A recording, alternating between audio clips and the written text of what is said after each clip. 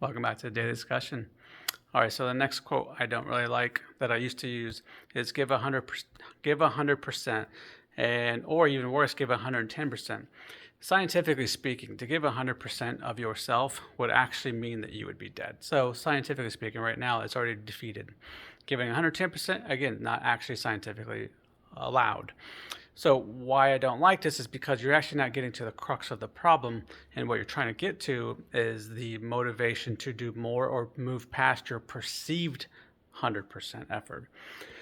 And the reason I don't like using this phrase anymore, why I would recommend not using it at all, is because you should address the underlying issue that's going there to begin with, which is the idea that they're reaching their max potential. So by showing them and getting them to go above and beyond without having to say those words, you then reinforce to them that what they thought was their previous best wasn't it, that there was more there they just didn't realize. So by not addressing that, you're actually not bettering them. So my take would be then is to that's where you should actually start working on these mental skills, these mental models, so that you can actually teach them that what they think is going on isn't the truth, and that there is more there, and that their body's actually trying to keep them safe. So by teaching yourself how to overcome those boundaries, you actually prove to your body that you can be safe at a higher level.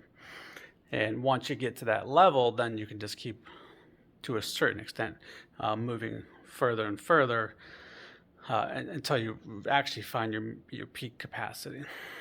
So another thing is too, and actually as a side note, is that by encouraging someone to give 100% effort or perceived effort, you actually might be making them slower at whatever they're doing. So there was a anecdote in Gary Mack's book Mind Gym, where I think it was Jason Witten's track coach had told them to do a run at 100% and then a run at 90%.